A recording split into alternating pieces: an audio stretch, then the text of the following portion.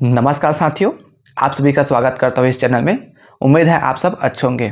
साथियों, लगातार सवाल आ रहा है कि सहायक शिक्षकों की नियुक्ति 28 मार्च से पहले हो पाएगी या नहीं हो पाएगी। इन्हीं सवालों को लेकर के हम ये वीडियो बनाने आए हैं और साथ में स्पष्ट कर देंगे कि 28 मार्च को नियुक्ति होगी या नहीं होगी।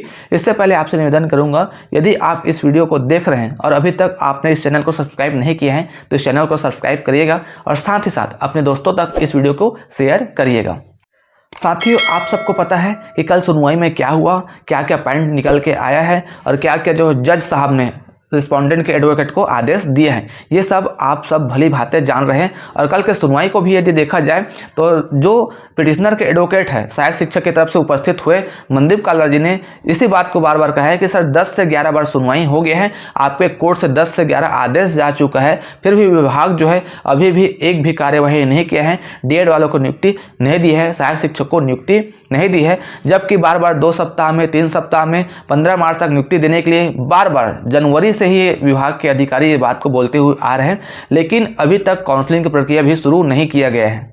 पहले हाफ में पास और मिलने के बाद सेकेंड हाफ में जब कोर्ट का सुनवाई होता है तो ऑनरेबल जस्टिस अरविंद कुमार वर्मा जी ने कोर्ट नंबर 17 में ये आदेश दिया है कि आप जो है रिस्पोंडेंट के एडवोकेट को पूछते हुए कि आप लास्ट में कितने दिन तक इस प्रक्रिया को कंप्लीट करोगे, इन सहायक शिक्षकों को नियुक्ति कब तक दोगे, ये सवाल जब जज साहब द्वारा पूछा जाता है तब रिस्पोंडेंट के एडवोकेट ने ये बहाना बनाने की कोशिश करता है कि सर हम तो नियुक्ति प्रक्रिया शुरू करने दिए थे, साथ हम काउंसलिंग की प्रक्रिया शुरू कर दिए थे, लेकिन जो है एक सिंगल बेंच में आर्डर आ जाता है फरवरी में, 3 फरवरी हो चाहे 10 फरवरी हो चाहे 17 फरवरी हो, जिसमें डबल डिग्री वाले जो है आते हैं और एक जो है उसको भी शामिल करने के लिए कहा जाता है, जिसके वजह से हमको डिले हुआ, हमको प्रक्रिया करने में थोड़ा सा दिक्कत का सामना करना पड़ा।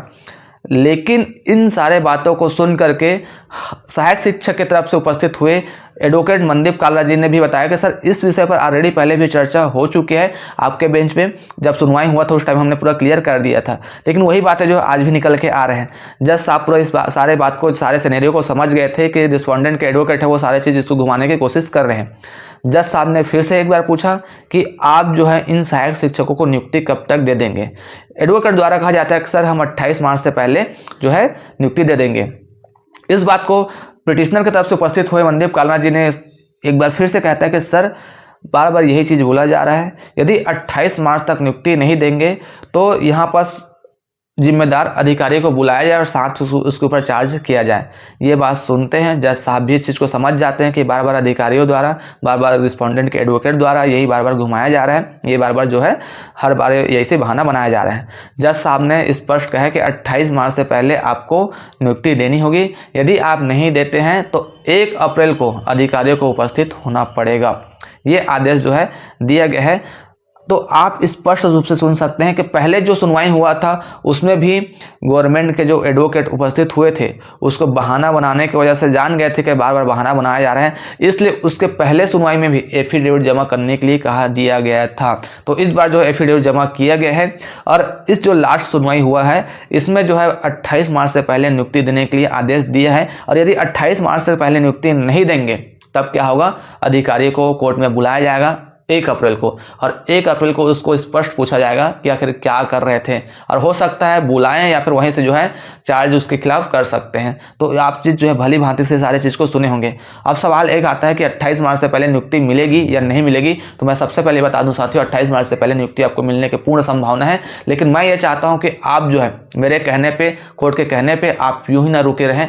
आपको अपने अधिकार की मांग करना है, आपको अपनी नियुक्ति के लिए आवाज़ उठाना है तो आप उठाते रहें, चाहे काउंसलिंग की प्रक्रिया शुरू ही क्यों ना हो जाए, चाहे डीवीसी शुरू ही क्यों ना हो जाए। यदि आप जिम्मेदार हैं, यदि आपके नियुक्ति आप पाना चाहते हैं तो आपको विभाग में जाना चाहिए, आपको अपनी नियुक्ति के बारे में क्या प्रॉब्लम आ रहा है, ये चीज़ जब चीज़ आपको कोर्ट ऑफ कंटेम्प्ट की सुनवाई में सारी चीज़ बोला जा रहा है कि सर ये तो होता रहेगा, लेकिन आप जो इस कोर्ट से जो आदेश जा रहा है उसको आपको इम्प्लीमेंट करना है, क्योंकि ये सुप्रीम कोर्ट और हाई कोर्ट ने जो आदेश आया है और ये कंटेम्प्ट में केस आया, मुझे इसे इम्प्लीमेंट करवाना है। ये जज साहब द्वारा बार बार कहा जा रहा है, फिर भी विभाग के अधिकारी जो है इस बात को नहीं मान रहे हैं। तो इसलिए आपको जो आपको नौकरी लगना है, जो 2613 हो गए, चाहे 980 जो पद वाले हो गए, उनको भी इस पर शामिल होना चाहिए और अपने अधिकार का मांग करने के लिए हमेशा आवाज़ उठाना चाहिए।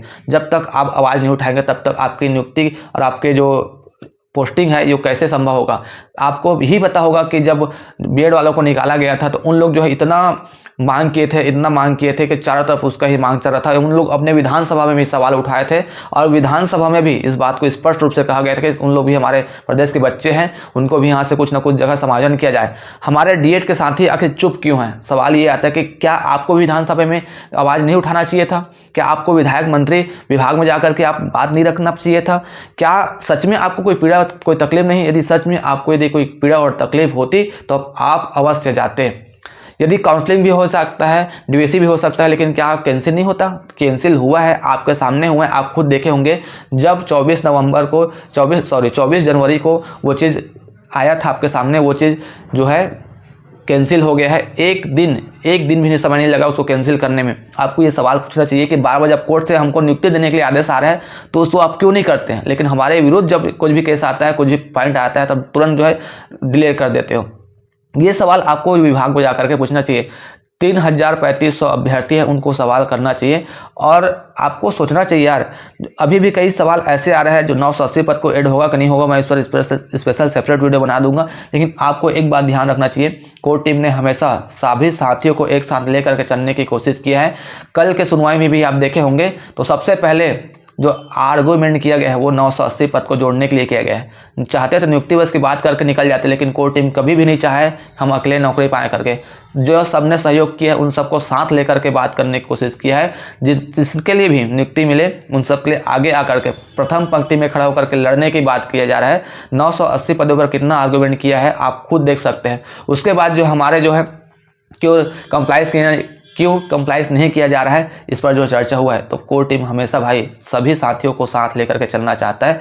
आपकी जिम्मेदारी है कोर टीम को सहयोग करना, आपकी जिम्मेदारी है कोर टीम में जो कह रहा है उसको आपको पालन करना। आप अपनी आवाज़ लगातार उठाते रहें। क्यों आखिर शांत हो जाते हैं? क्या आपके शांत रहने से आपको नियुक्ति मिल जाएगी? यदि इतना ही हितैषी रहते विभाग और सरकार तो कब के हमको नियुक्ति मिल जा रही थी, है ना। तो आप ये ना सोचें कि काम हो रहा है करके, काम हो रहा है तो दिखना भी चाहिए। यदि काम नहीं हो रहा है तो फिर दिख नहीं रहा है। यदि आपको सवाल करने का अधिकार है, इस देश पे आपको सवाल करने का अधिकार है कि अपना अधिकार आपको नहीं मिल रहा है तो उस अधिकार को जानने का आपका अधिकार है। तो आप अपने अधिकार के लिए आप आगे आइए और अपने अधिकार को पाने के लिए आप विभाग जाइए, मंत्री विधायक के पास जाइए और आपसे पूछिए कि सर डिले क्यों हो रहा है, देरी क्यों हो रहा है, हमें उसकी जानकारी दीजिए और हमें कब तक नियुक्ति मिल जाएगी। साथियों, मैं निवेदन करता हूं आप सभी साथियों से, 980 पदों पर भी हम वीडियो बनाएंगे और साथ में आप अपने आवाज़ के लिए हर जगह उठाते रहें, आप अपनी आवाज़ हर जगह प्रेजेंट करते रहें, तभी आपकी नियुक्ति जल्दी मिलेगी। बाकी सब चीज़ जो है कोर्ट से हो रहा है, कोर्ट के माध्यम से होता रहेगा और आगे भी ये सिलसिला चलता रहेगा। सभी लोगों की नियुक्ति लगेगी, सभी लोगों की नौकरी लगेगी, ये अंतिम सत्य है। मैं मिलूंगा आपको नई वीडियो में, तब तक के लिए जय हिंद, जय जोहार, जय छत्तीसगढ़।